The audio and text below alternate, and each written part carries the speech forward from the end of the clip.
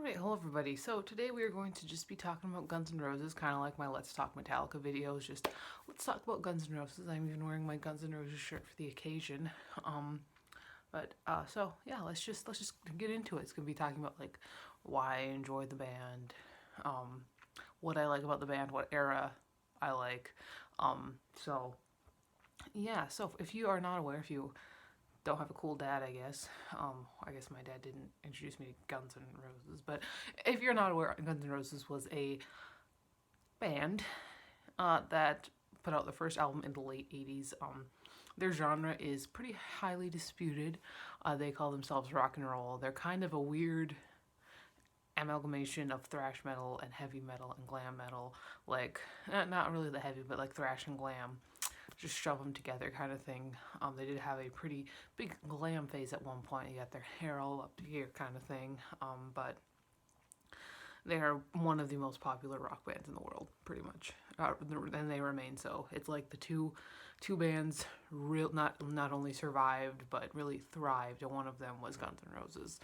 And so my first point here is I'm sorry, Kurt Cobain, because so if you have not been around for a while, when I was in college, my first year of college, my freshman year, I started my grunge phase, which lasted a couple of years. I think it lasted until probably my senior year. I started kind of falling out of it in my junior year.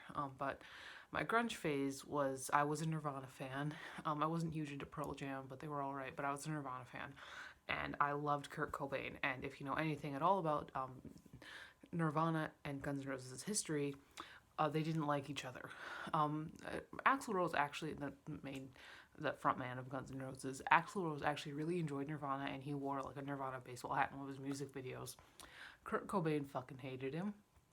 Mostly, I think it was a contrarian thing that then kind of spirals. Then you got Duff McKagan trying to fight Chris Novoselic, which one thing that was really funny to me, because when I was reading about this, I mean, I was a Nirvana fan. I had no clue about what the members of Guns N' Roses looked like. I pictured Duff McKagan as a lot larger and more intimidating looking as he actually is, like Duff, or even was.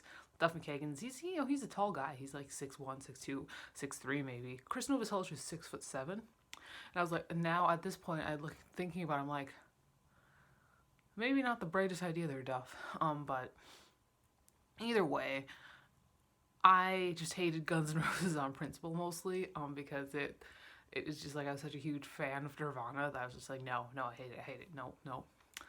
And now I'm getting a Guns N' Roses tattoo in the summer. I'm gonna plan on getting the Guns N' Roses cross. We're going full Axl Rose with it, just slapping it on right here. And this is extremely, I feel kind of weird about this because I haven't even gotten a Nirvana tattoo yet. What I want for Nirvana is just really simple, just little words. I just want rather be dead than cool. Those are my favorite Nirvana lyrics. So yeah, but yeah, no, that's why I'm planning. It's this far that I'm planning on getting a tattoo, and the reason why I enjoy Guns N' Roses, the whole reason, like, they've got some fine songs. It's all right. All of their fantastic songs are on Appetite for Destruction. Appetite for Destruction is maybe one of the single greatest albums ever to exist, and there is one reason for that is missing from their later albums. That is a very obvious thing to me, and that is Steven Adler. So Steven Adler was their drummer for Appetite for Destruction. He also did drums on Civil War, which is the best song in the Use Your Illusion albums. He was their drummer, and I mean, all the members of Guns N' Roses had some sort of substance abuse issue, whether it was heroin or even like Duff just was like a heavy drinker, but to the fact where like if he has a drop of anything right now, his like liver will just implode on him. Well, it'd be like alcohol, drugs, anything like that. Steven Adler was way bad about it. And I read his biography, which is somewhere up here, and he maintains that another part of the reason why he got kicked out is because he was the only one who would call out Axl on his bullshit, which I could see as being relatively true. I do also think he definitely downplays his own addiction issues because, I mean, he all of them. I mean, like all of them had something going on. I mean, he wasn't the only heroin addict in the building. I mean, both Slash and Izzy were terrible with that. But no matter what, no matter why, no matter what happened after that, Appetite for Destruction would not be so goddamn good if it weren't for those drums. And just the, and that's what's missing from the albums after that, is that you get Matt Sorum, who's all right. Like, he's not a bad drummer, he's fine, but he just doesn't have that same instinctual kind of groove and swing and feel that Steven Adler did.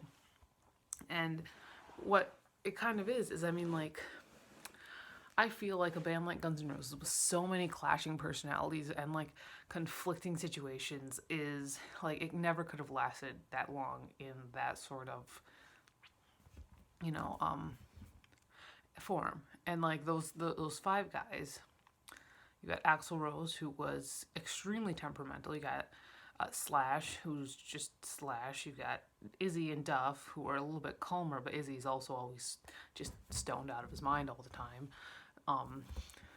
Not stoned as in marijuana, but stoned as in just high off of heroin. And you got Steven Adler, who was just, if you look at Steven Adler now and look at his, you know, just interviews with him in the last 10 years or so, he had a stroke in the mid 90s due to his kind of drug abuse, and so half of his face doesn't quite work all the way, and so you see a lot of people, I'm like, oh, he's obviously drunk, he slurred his words. It's like, oh, that's because half his face is kind of paralyzed.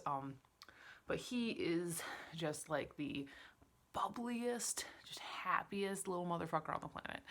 And if you look at former videos of them too, like, there aren't very many. There are not very many interviews with all the members of Guns N' Roses. Mostly, especially in the earlier days, mostly if you get any interviews with any members of Guns N' Roses, it's Axl and Slash and maybe Duff. So, because Axl was the front man, Slash is kind of their mythical creature, and Duff is the reasonable one, you know. And I read Duff McKagan's autobiography too, and his was very, very good, just in terms of just being kind of inspirational. I really enjoyed it.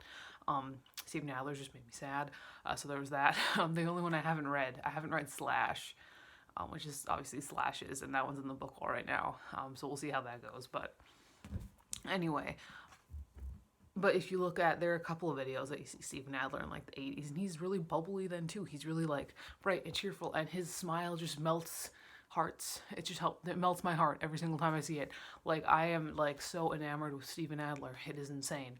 Like, he is one of those rock stars that I'm just completely enamored with, and it's different than my love for Kirk Hammett. It's weird. But yeah, Appetite for Destruction was the only era that I can really get into. Like, I enjoy some songs off of the Use Your Illusion albums. Like, I like Don't Damn Me, and I like Civil War, and I like a couple of them. You know, I don't hate those albums when they're played. They're fine. But I don't love them like I love Appetite for Destruction. Like, Appetite is, like I said, one of the greatest albums of all time. Like, I just fucking love it. And it is because of that drums, I think, because that is the only thing that changed from that album to the next one, was that they got a new drummer. And so it makes sense to me, at least, that the drums was the cause for how good that was. And I feel like that's something that some people kind of touch on when they talk about Guns N' Roses, like, and the drums are really good too, but nobody really delves into. But that's what it is that rhythm section. So we can't just completely ignore Duff here. But he was there after that. So I mean, obviously Duff doesn't work quite as well without Steven. And so it is the rhythm set. Obviously, you know, Slash is one of the greatest guitarists ever to live. Obviously, Axl has this insane range. Obviously, Izzy is fantastic, but without that rhythm section, without Steven Adler and Duff McKagan working their magic together, it's not near as good. You know, I don't know, and it's just something that people don't really talk about as much. And I mean, I have not seen anybody really delve into it when they're talking about Guns N' Roses, when they're thinking about why Appetite for Destruction was so good. And there are a lot of reasons. I mean, obviously it's not just the drums, but the drums is the only thing that changed. Obviously the lyrics are fantastic. The rawness is fantastic. Like Motley Crue wishes they were Guns N' Roses with how fucking gritty those lyrics are, and how Axl kind of wails them, you know. But the drums are what really made it, you know. And it's hard, to see all these people like, like really just kind of wondering or praising the album and not just like it's just not clicking. But that's what it is, like it just seems so obvious to me. Like when something is there in one album, this album is great. This one thing, well, the one thing that changed for the second album, which at least in my opinion, I mean, if you have different opinions, if you think that these Your Illusion albums are better, then you're wrong. But okay, if something changes to the next album, you look at what changed, and that's what made the first album so great. And that's Steven Adler. And I think this is where all my Guns N' Roses videos end up, with like me just like being like Steven Adler's the only reason why they were ever that good. But Steven Adler's the only reason why they were ever that good. That's it.